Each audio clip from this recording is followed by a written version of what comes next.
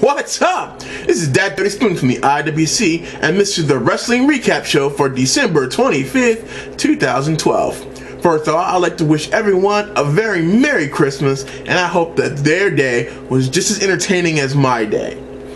But, after all this time, today is the day that I actually got some time to shoot my end of year recap video. So this is also Wrestling Recaps 2012 Recap. Yeah, that sounded dumb. I'll work on that for next year. My recap is a little bit different. I've got a few points that I want to make for this year. The first point being is I want to talk about the wrestler that needs the most improvement for 2013. That person is most definitely Randy Orton. Now, in 2012, Randy Orton, for the first half, he was doing very well. He was in a, I'm not going to say main event program, but he was just on the cusp of a main event push when he got completely and utterly derailed this summer by his second wellness policy violation in WWE. This put WWE in a very bad position in regards to pushing Randy Orton, because one more wellness policy violation and he would have had to have been fired from the company for a minimum of a year. With that kind of baggage, WWE has not been able to get behind Randy Orton. And most recently, at the Tribute to the Troops 10 taping, he injured his leg. Again, these kinds of things put wrestlers in a bad spot. There was already rumblings within the company for his removal after his second wellness policy violation, especially given the length and the expense of his contract. He has one of the few multi-million-dollar contracts in WWE as a performer. For a long time, he was doing well, and then he hit that bump in the road last year when he made those, I'm not going to say disparaging, but definitely non-flattering comments about the match between John Cena and The Rock. And he felt that he should have gotten that spot. He didn't think The Rock should have just been able to come in and main event WrestleMania, and a whole lot of other things. He was very vocal, and that is good, but it's also bad. He stuck his neck out, and then people noticed, but also people noticed. I think going into 2013, Randy Orton has to become the SmackDown soldier that he was 3 years ago. What needs to happen is no more injuries, do the best that he can, put on 5-star matches, even if they're in the upper mid-card, put on 5-star matches that will get him noticed, get him popular, get his merch selling, and then he can put himself in position after WrestleMania, because I believe that between now and WrestleMania that everybody knows what the script is and they're going to stick with the script. So Randy Orton will probably not have a WWE or World Heavyweight Championship title match at WrestleMania, but after WrestleMania, the new World Heavyweight Champion, possibly Ryback, will need challengers, legitimate challengers. And if Randy Orton keeps his mouth shut, keeps doing what he's doing, and keeps showing that 5-star match capabilities that got him to the dance, he in 2013 can recover and become the top babyface or heel in that company behind the two tops, which would be CM Punk and John Cena. I don't think Randy Orton is going to be able to overtake either one of them at this particular point in their careers, but he can be a solid number 2 or a SmackDown number 1. The wrestler who I feel have the brightest future going forward are most definitely Dolph Ziggler and the 3 men in the Shield. WWE has finally pulled the trigger on Dolph Ziggler. They have given him a lot to work with, and he has taken the ball and run with it. He has become Mr. Money in the Bank. He has made that briefcase so prominent just by holding it. He has finally separated himself from Vicky Guerrero, and he's got a signature main event win over John Cena. These things all point to the direction that Ziggler is on the upswing. They have finally finished having him bump and make everybody else look good, and now it's time for him to look marvelous. I see him cashing in fairly soon at before or around WrestleMania time, when he will get the most press, and I think that we're going to see a 3-way dance for the World Heavyweight Championship, where Ziggler goes in as the champion and Ryback and possibly Big Show will definitely be challenging him for that strap. The Shield, they are on fire.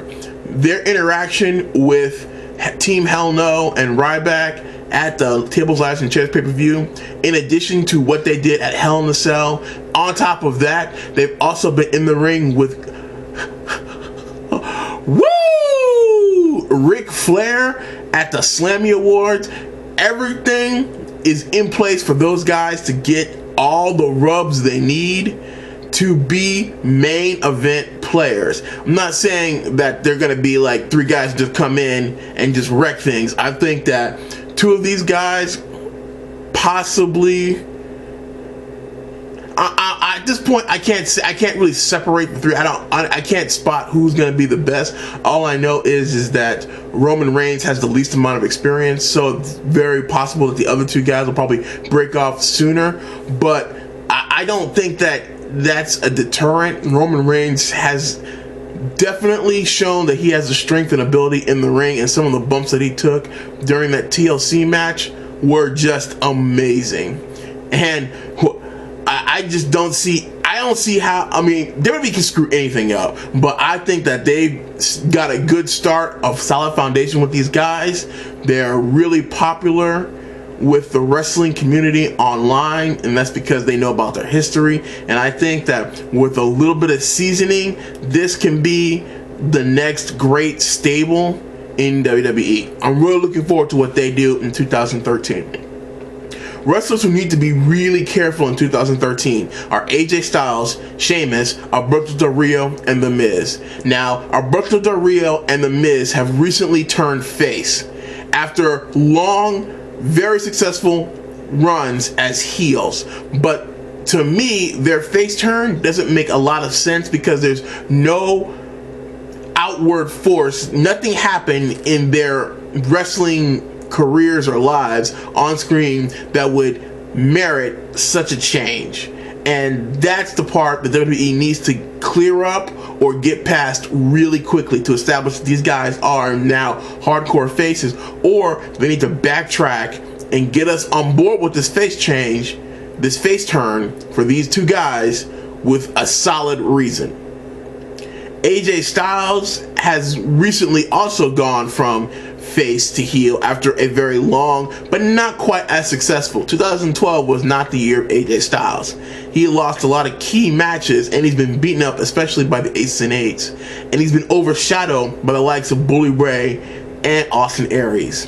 Kazarian and Daniels are great performers, and working with AJ has kept AJ more so in front of the TNA audience, but very much behind a lot of other people.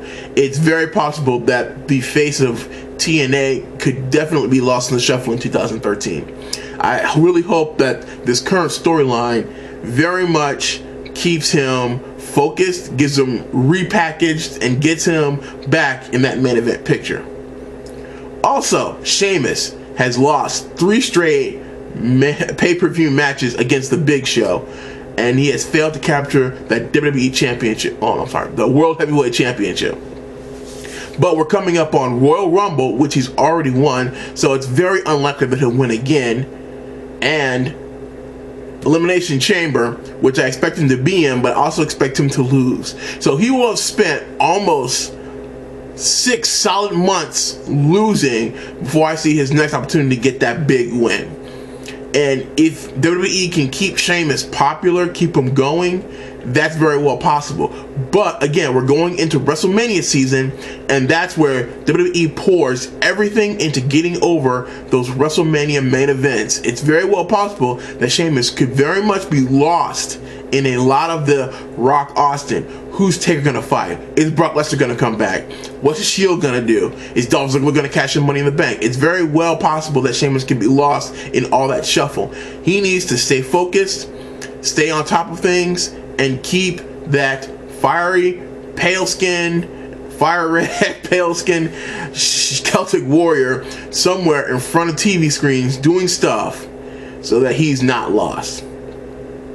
I am very much looking forward to 2013, especially since we're starting it off with The Rock. The Rock will be at Royal Rumble, and I, for one, am completely and totally excited for that pay-per-view. I'm looking forward to the build to WrestleMania.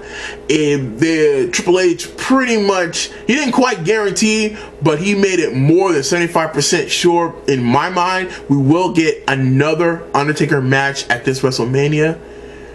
Ryback is hot. I don't care what anybody says. He's still hot. Even with all the losses, he's still hot. Ric Flair's back in WWE. TNA has recently taken 2 of their pay-per-views off of their 2013 schedule, and I think that will actually help the other 10 pay-per-views that they're going to have in 2013 to be that much better. It is looking good to be a wrestling fan right now. And all of these things have just re-energized me as a wrestling fan. I'm looking forward to it. I'm looking forward to going into some live shows in 2013. I'm looking forward to hanging out with my buddy at Boona713. You know, we're going to be, live tweeting, especially, and probably shooting a post show on my other channel. Well, not my other channel, but on my other YouTube show, Midcard for Life, right after the Royal Rumble, so I can rub it in his face that The Rock is back and he is the best wrestler that we have in our generation, and not that Jay Brown John Cena. Thank you very much. Again, Merry Christmas, and I look forward to seeing you in 2013. This has been That Dirty Spoons from the IWC, signing off.